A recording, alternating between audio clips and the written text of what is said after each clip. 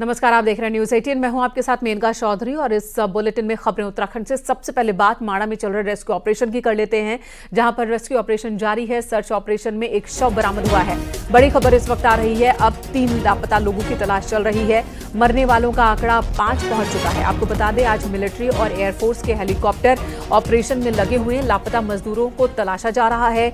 SDRF की एक विशेषज्ञ टीम को विक्टिम लोकेटिंग कैमरा यानी कि वीएलसी और थर्मल इमेज कैमरे के साथ इस वक्त रेस्क्यू ऑपरेशन में जुटी है ये टीम। माड़ा में आज मौसम पूरी तरह से साफ है, जिसकी वजह से रेस्क्यू ऑपरेशन में तेजी लाई गई है। लेकिन जो दुखद खबर है वो ये कि एक मजदूर का शव बरामद हुआ है, यानी कि अब इस 5 मजदूरों की मौत की पुष्टि हो चुकी है। अब तक एवलांच में 5 मजदूरों की मौत की पुष्टि हो गई। 3 मजदूरों के शव पहले निकाले गए थे। एक मजदूर की इलाज के दौरान मौत हो गई और आज 5वां शव बरामद हुआ है। 3 लोग अब भी लापता हैं, जिन्हें तलाशा जा रहा है। नितिन सेमवाल चमोली से इस वक्त हमारे साथ जुड़ चुके हैं। नितिन, रेस्क्यू ऑपरेशन में तेजी तो लाई गई, लेकिन जो डर था वही हुआ। जो शख्स मिला वो जिंदा नहीं मिला। बाकी 3 की तलाश चल रही है। क्या कह रहे हैं जानकार? जी, निश्चित रूप से देखा जाए तो जो एक दुखद भरी घटना यही है इस पूरे सर्च ऑपरेशन में कि 5 लोगों की अभी तक इस पूरे ग्लेशियर टूटने की घटना में मौत हो चुकी है और लगातार सर्च ऑपरेशन भी जारी है। इस बीच जो 3 लोग लापता है उनकी भी ढूंढ खोज की जा रही है। बड़ी बात यह है कि इतने बड़े हादसे में जिस तरीके से सरकार हो, राज्य की सरकार हो या केंद्र सरकार हो, जिला प्रशासन हो, बहुत ज्यादा मेहनत इस पूरे रेस्क्यू में की है। इसीलिए 46 लोगों को बचाया भी जा सका है, ये सबसे बड़ी बात है। लेकिन जो दुखद घटना यह है कि 5 लोगों की मौत हुई है, 3 लोग अभी मिसिंग है। और अभी भी आप देखिए जो आर्मी का हेलीपैड है, एनडीआरएफ की टीम किस तरीके से बिल्कुल तैयार है और लगातार एनडीआरएफ की टीम को बद्रीनाथ धाम की तरफ जा रहा है। हेलीकॉप्टर के माध्यम से पूरा रेस्क्यू चलाया जा रहा है और अब तो बताया जा रहा है कि सड़क मार्ग से भी लगभग जो सड़क मार्ग बद्रीनाथ धाम का है वो 14 किलोमीटर का जो सड़क है वो खुल चुकी है। तो ऐसे में अब दोनों तरफ से चाहे हवाई उड़ान से रेस्क्यू हो या जमीनी रेस्क्यू हो वो लगातार किया जा रहा है। और एनडीआरएफ हो, एसडीआरएफ की टीमें हो, लगातार आर्मी का जो हेलीपैड है, हम पिछले अगर 50 घंटे से अधिक की बात करें तो लगातार यहाँ पर बनी हुई है, लगातार रेस्क्यू अभियान में जुटी हुई है। तो कुल मिलाकर देखा जाए तो सरकार का जिस तरीके से इस पूरे रेस्क्यू अभियान में नजर है, स्वयं उत्तराखंड के मुख्यमंत्री पुष्कर सिंह धामी इस रेस्क्यू पर नजर बनाए हुए, तो कहीं ना कहीं अब जो दुखद घटना जो होनी थी वो तो हो चुकी है, लेकिन 46 लोगों को बचाया भी गया है। ये भी बड़ी उपलब्धि सरकार की रही है, जिला प्रशासन की रही है। जी, वाकई एक बड़ी उपलब्धि है इतने लोगों को बचा लेना। और ये सभी जो श्रमिक हैं उन्होंने खुद को बचाने के लिए एक बहुत अहम कदम उठाया कि ये सभी खुद को कंटेनर में इन्होंने छिपा लिया, जिसकी वजह से ये बच सके हैं। जिन श्रमिकों की डेड बॉडी मिली है और खासकर आज जो डेड बॉडी मिली है, ये किसी कंटेनर के अंदर थी या ये बर्फ में दब गए थे?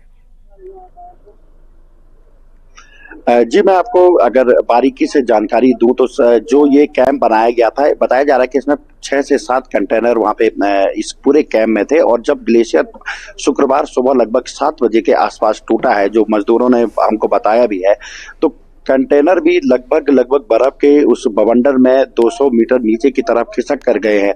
तो अंदाजा लगाया जा सकता है कि कितना बड़ा ये ग्लेशियर नीचे की तरफ टूट कर आया होगा। जिस तरीके से वहां पे लोग रह रहे थे, ये सारे लोग कंटेनर के अंदर इनके घर बनाए गए थे, यानी कि इनको वहां पे ठहराया गया था। एक कंटेनर के अंदर 8 से 9 श्रमिक भी रहते थे। इसके अलावा किसी कंटेनर में 4 से 5 श्रमिकों को भी रखा गया था। तो उसी के अंदर ये लोग थे और इनको जब पता चला कि कुबेर पर्वत के ऊपर बहुत ज्यादा गर्जना हो रही है, कुछ चीज टूट रही है, तो ये कुछ लोग वहां से भाग गए। और एक ऑपरेटर जो इनके साथ मौजूद था, इसने रास्ता खोला और जो 10 लोग शुक्रवार को सुबह सबसे पहले आर्मी कैंप तक पहुंचे थे, उन 10 लोगों को इन्हीं ऑपरेटर ने अपने मशीन से रास्ता बनाकर पार किया। उसके बाद इन्होंने आर्मी के जवानों को इसकी सूचना दी और आईटीबीपी और आर्मी के जवानों ने शुक्रवार से लगातार इस पूरे सर्च ऑपरेशन को किया, जिसके बाद शुरू दिन लगभग 33 लोगों को बचा दिया गया था। हालांकि देर शाम तक खबर यह आई कि एक श्रमिक की मौत हो गई है, तो 32 लोगों को पहले ही दिन बचाया गया। उसके बाद शनिवार को अगर हम देखें तो जिस तरीके से रेस्क्यू चला, 15 से 16 लोगों को फिर उस बर्फ के बवंडर से बाहर निकाला गया और आज रविवार का यानी कि तीसरा दिन है। तो आज तो केवल वो जो मिसिंग लोग हैं उनको ही ढूंढने की कोशिश की जा रही है बिल्कुल। और इसके अलावा जो श्रमिक वहां पे थे 22 उनको आज सकुशल आर्मी के अस्पताल जोशीमठ तक पहुंचा दिया गया है। जी धन्यवाद इस वक्त नितिन पूरी जानकारी देने के लिए। तो चमोली के माड़ा में रेस्क्यू ऑपरेशन जारी है। 3 लापता श्रमिकों की अब तलाश की जा रही है। मिलिट्री और एयरफोर्स के हेलीकॉप्टर ऑपरेशन में डटे हुए हैं। सीएम पुष्कर सिंह धामी पल पल की अपडेट ले रहे हैं। देहरादून आपदा कंट्रोल रूम में सीएम धामी ने अधिकारियों के साथ एक मीटिंग की और इस दौरान मुख्यमंत्री ने आज के रेस्क्यू अभियान की पूरी जानकारी ली। अधिकारियों से उन्होंने बातचीत की। शनिवार को सीएम धामी ग्राउंड जीरो पर थे और आज देहरादून में उन्होंने आपदा कंट्रोल रूम में बैठक कर रेस्क्यू ऑपरेशन को कैसे तेजी से चलाया जाए, किन किन इक्विपमेंट्स की जरूरत है, उसकी आपूर्ति कहां से हो, इन तमाम मुद्दों पर बातचीत की। 54 में से 50 लोगों को रिकवर कर लिया गया, जिसमें से 4 लोग क्योंकि उनका नहीं रहे, उनके बीच में चोटिल हो गए थे और जो 46 लोग हैं वो अभी सभी स्वस्थ हैं, सुरक्षित हैं और सभी को बद्रीनाथ से जोशीमठ लाया जा चुका है और जोशीमठ से एक थोड़ा सा उनको हायर सेंटर के लिए रेफर किया गया है, ऋषिकेश उनको लाया जा रहा है। तो सभी व्यवस्थाएं उनके लिए हो गई हैं, सभी सुरक्षित हैं और सबके लिए जो समुचित इलाज है सब व्यवस्थाएं की जा रही हैं और जो 4 लोगों का पार्थिव शरीर है उनके घरों को भेजा जाएगा, उसके लिए बता दिया गया है, सभी को कह दिया गया है कि समुचित सभी व्यवस्थाएं हैं वो व्यवस्थाएं करके उनके परिजनों से बात करके और हमारे जिला एडमिनिस्ट्रेशन के लोग, अन्य लोग जो भी औपचारिकताएं हैं वो करके तत्काल करेंगे, क्योंकि आज मौसम ठीक है और कल से हाई अलर्ट की संभावना फिर से व्यक्त की गई है। तो ऐसे में जो भी आसपास काम करने वाले लोग हैं या ऐसे ऊंचाई वाले क्षेत्रों में जो भी काम हो रहे हैं सभी को पहले से सूचना दे दी गई है कि जहां काम बंद करने की आवश्यकता है तो वहां बंद भी कर दें, क्योंकि इस समय में हिमस्खलन और एवलांचिंग की अत्यधिक संभावना हमेशा रहती है मार्च फरवरी के माह में। माड़ा में आए एवलॉन्च के बाद सुरक्षित लौटे श्रमिक आज भी उस वक्त को याद कर सहम जाते हैं। श्रमिकों ने न्यूज 18 को बताया कि जब एवलॉन्च आया तो क्या मंजर था। ग्लेशियर टूटने के बाद जो घायल थे उनको इस समय आर्मी के अस्पताल में लाया गया है। आप देखिए इस समय यहाँ पे डॉक्टरों की टीम पहुंच रही है, घायलों का इलाज किया जा रहा है, मीडिया भी लगातार यहाँ पे पहुंची हुई है और इन घायलों से हम भी सीधे बात करेंगे कि क्या वहाँ पे मंजर रहा होगा शुक्रवार की सुबह जब हुई, तो किस तरीके से इन लोगों की स्थिति वहाँ पे थी, इनसे बात करेंगे। क्या नाम है आपका, कहाँ के रहने वाले? जी मनोज भंडारी, उत्तरकाशी से हूँ। मनोज, क्या हुआ था शुक्रवार सुबह, किस तरीके के हालात वहाँ पे थे, क्या मंजर था वहाँ पे जब ग्लेशियर? देखो सर, हम क्या एक्चुअली में क्या बर्फ तो पूरी रात पड़ी रही थी। सुबह क्या हुआ कि हम जब बाहर एक बार देखा तो उस टाइम बाहर ही बर्फबारी हो रही थी, हमें बाहर जाने की तो कोई गुंजाइश ही नहीं थी कि हम कहाँ रहे। अपने कंटेनर में बैठे थे, उसी में कोई सोया था कोई बैठा था, लेकिन क्या हुआ कि अचानक सा एक तूफान आया, उसके साथ जो है एवलांच टाइप का भी शायद आया होगा भी, इतना तो देखा किसी ने, सबके दरवाजे बंद थे, दरवाजे खोल भी नहीं सकते थे क्योंकि वो हवा का इतना तेज झोंका है कि 2 मिनट में पूरा कंटेनर फुल भर गया था। तो ऐसी वो आया तो 10 सेकंड का काम था, 10 सेकंड में हम 300-400 मीटर दूर तक हमारा कंटेनर उड़ के गया, पलट के भी गया और उस सारे कंटेनर टूट फूट के सत्यानाश हो गया। अभी जब आपको यहाँ पे लाया गया है, किस तरीके का इलाज मिल रहा है, किस तरीके का सहयोग मिल रहा है, चाहे उत्तराखंड सरकार हो या आर्मी? बहुत बढ़िया सर, बहुत बढ़िया।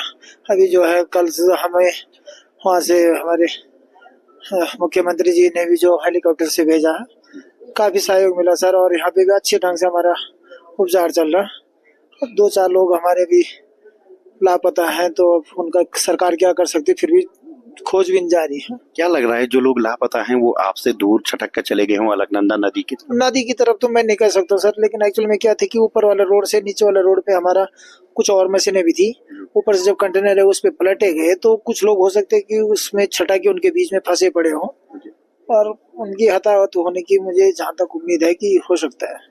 अभी आपको यहाँ पे बेहतर फील हो रहा है? कोई इशू नहीं है सर, सब सुविधाएं अच्छी हो रही, आर्मी की तरफ से और भारत सरकार की तरफ से भी और हमारे उत्तराखंड सरकार की तरफ से भी। तो आपने देखा कि किस तरीके से वहाँ पे जो मंजर है उसके बारे में बता रहे थे। कुछ और लोग यहाँ पे है, क्योंकि यहाँ पे हिमाचल प्रदेश के लोग हैं, उत्तर प्रदेश उत्तराखंड के लोग हैं।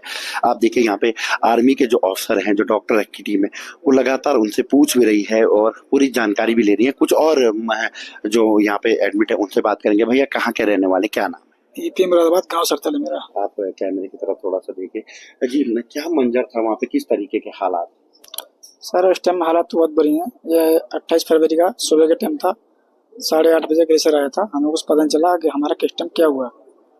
हम तो कंटेनर के बाहर थे, हम सब लोग कंटेनर में थे, तो ये नहीं पता हमारा कंटेनर कहाँ है, हमारे बंदे कहाँ हैं। हम तो सब बर्फ में पाए थे। तो जो शुक्रवार के दिन सबसे पहले निकले थे, क्या आप लोग कंटेनर से बाहर भाग गए थे या कंटेनर से खोल के आए थे? हम तो कंटेनर से अपना भी बाहर निकले थे। अच्छा। कंटेनर सर सुबह 7 बजे करीब में एयरलाइंस आया था और कंटेनर को पता नहीं चला, हमको लगा 300-400 मीटर पहले ही फेंक दिया उसको। हम लोग टीन के रूम में थे, हम लोग टीन के रूम से बाहर निकले। एक ऑपरेटर था जिसका नाम लड्डू है, वो उसको बोला गया तू भाई रास्ता बनाओ, और तू रास्ता बनाओ, आदमी बर्फ में भाग नहीं पाएगा, जो आदमी है वो पीछे पीछे आएगा तुम्हारे। वो लोडर से साफ करता गया, आदमी वहां से उसका मशीन के पीछे पीछे चलता रहा। ग्लेशियर सुबह 7:10 पे आया है और हम लोग उठे हैं और भागे हैं। भाग के हम लोग तुरंत, हमारे पास एक लोडर ऑपरेटर था, उससे बोले हम लोग मशीन स्टार्ट करो, रास्ता बनाओ पहले भागने के लिए, क्योंकि आदमी चल नहीं पाएगा बर्फ ज्यादा था, 1.5 से 2 मीटर हाइट में। जैसे वो रास्ता बनाता गया, हम लोग के साथ साथ पीछे पीछे पूरा मशीन के पीछे पीछे पूरा आदमी आता गया। नहीं सर, हमें किसी ने कुछ नहीं बताया इस चीज से। हम भी अपरिचित से सर, पहली बार बर्फ में काम किया, तो अचानक से बर्फ आसी कई रात पता नहीं चला, सोए में ही हमारे साथ हुआ काम। जी सर, सुनने में तो आया था कि पहले भी टूटा था बोला वहां पे 19 के आसपास। अभी जो आप लोगों के साथ हैं, 4 लोग, उनकी स्थिति क्या है? उनकी स्थिति सर, जो मेरे साथ वाले हैं वो तो थोड़ा बहुत ठीक है, और कई जो एक साथ मेरे साथ का बंदा था सर, उसने दम तोड़ दिया था रात को।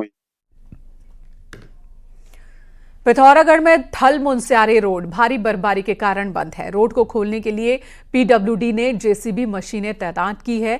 मशीन की मदद से रोड से बर्फ हटाने का काम चल रहा है, लेकिन इसमें अभी वक्त लग सकता है।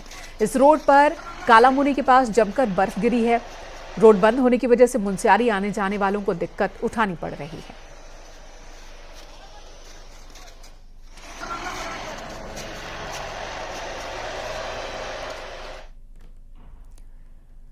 इधर पीएम नरेंद्र मोदी 6 मार्च को देवभूमि आ रहे हैं। प्रधानमंत्री के दौरे की तैयारी युद्ध स्तर पर चल रही है और लोग बेसब्री से प्रधानमंत्री का अब इंतजार कर रहे हैं।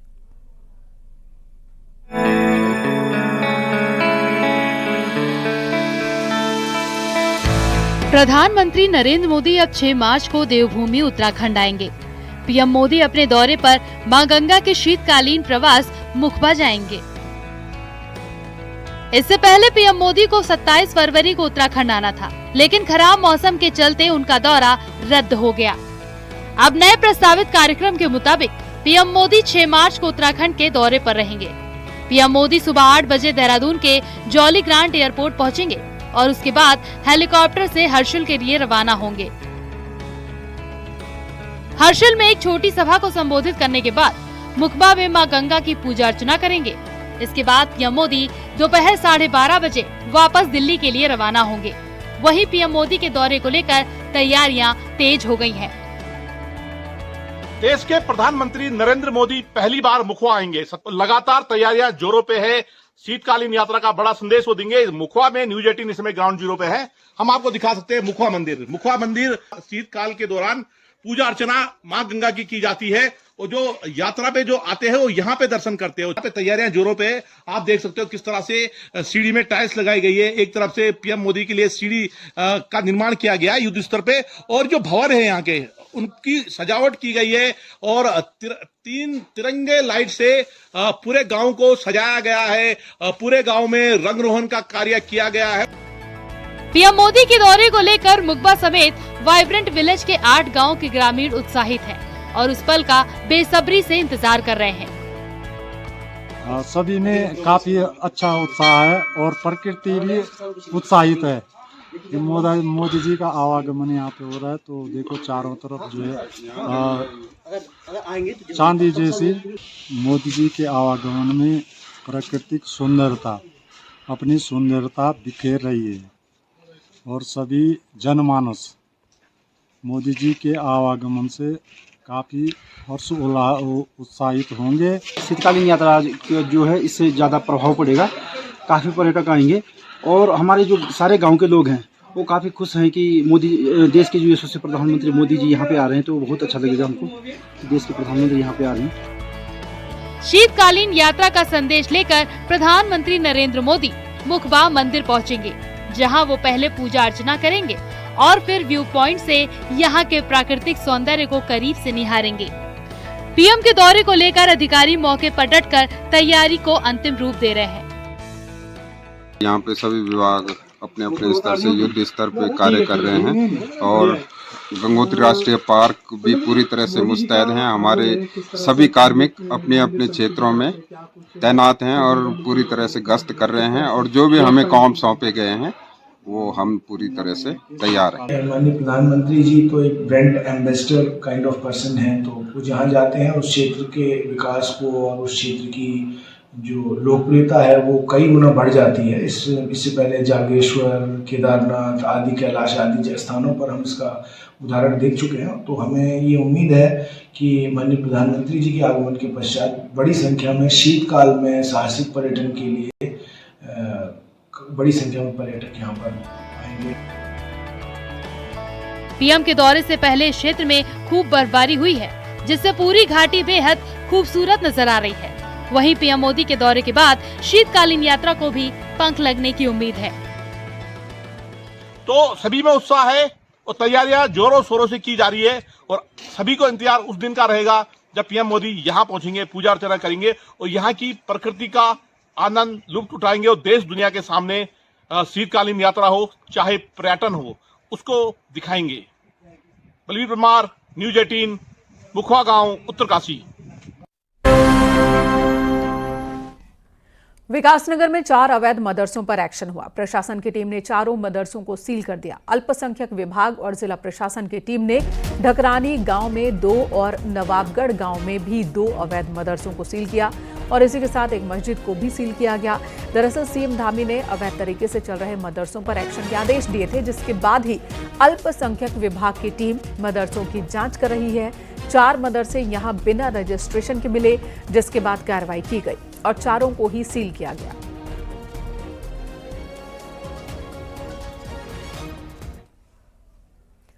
अवैध मदरसों पर हो रहे एक्शन पर सीएम धामी ने कहा कि अतिक्रमण के खिलाफ कार्रवाई आगे भी जारी रहेगी। पहले ही कहा है कि जो भी इस प्रकार के अवैध निर्माण है, अतिक्रमण है, उनको हम हटाएंगे और वो हमारा पहले से ही जो लोगों ने ऐसे अवैध अतिक्रमण किए हैं या निर्माण किए हैं उनको सूचना दे दी गई है ना, तो उनको पहले ही कहा है कि वो स्वयं हटा लें, अन्यथा प्रशासन जो है उसको हटाएगा। इधर चक्राता ट्यूणी मोटर मार्ग पर एक भारी भरकम पेड़ गिर गया, जिसकी वजह से काफी देर तक मुख्य मार्ग पर आवाजाही बंद रही। रास्ता बंद होने से दोनों तरफ गाड़ियों की लंबी कतार लग गई। सूचना मिलने के बाद नेशनल हाईवे की टीम पहुंची और जेसीबी की मदद से काफी मशक्कत के बाद इस भारी भरकम पेड़ को मुख्य मार्ग से हटाया जा सका। रास्ता खुलने के बाद अब दोनों तरफ से आवाजाही शुरू हो गई है।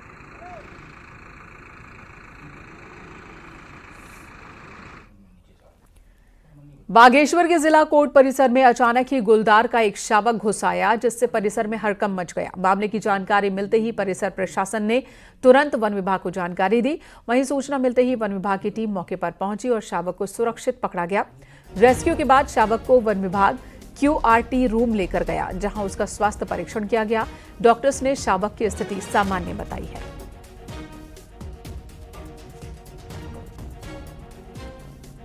ठीक है, ये जो हमारा जजी परिसर है यहाँ पर गुलदार शावक है, तो तुरंत सूचना पे आरओ सर की जैसे भी बताया गया, आरओ सर के द्वारा तुरंत कार्रवाई की गई और इस शावक को सुरक्षित रेस्क्यू किया गया। उत्तरकाशी में जाड़ भोटिया समुदाय का प्रसिद्ध लोसर मेला आटे की होली खेलकर मनाया गया। मेले के आखिरी दिन जाड़ भोटिया समुदाय के लोगों ने देव डोलियों के साथ रासो तांडे नृत्य किया, सुख संपत्ति की कामना की। लोसर पर्व में तीसरे दिन बीरपुर गांव में आटे की होली खेली गई। समुदाय के युवकों और महिला के साथ पुरुषों के जत्थों ने एक दूसरे पर आटा डालकर लोसर पर्व की शुभकामनाएं दी।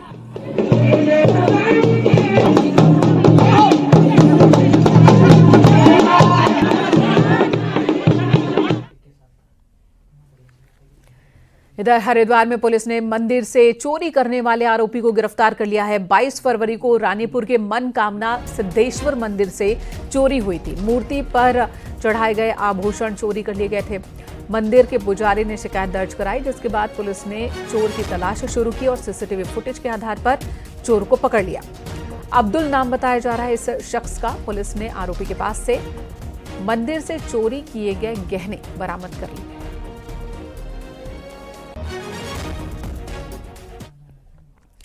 रुड़की के गंगनहर इलाके में एक बारात में मामूली कहासुनी के बाद जमकर मारपीट हुई है, जिसका वीडियो सोशल मीडिया पर वायरल हो रहा है।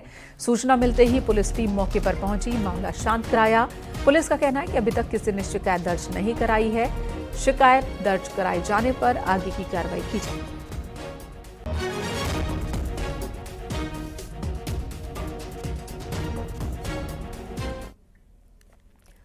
इधर ऋषिकेश में मशाल जुलूस के दौरान एक प्रदर्शनकारी आग में झुलस गया। दरअसल संयुक्त सर्वदलीय मंच की ओर से मंत्री प्रेमचंद के खिलाफ मशाल जुलूस निकाला गया था और इसी दौरान पुतले को आग लगाने के वक्त एक प्रदर्शनकारी इसकी चपेट में आ गया। आग उसकी शर्ट में लगी। आनन फानन में वहां मौजूद लोगों ने तुरंत ही आग पर काबू पा लिया।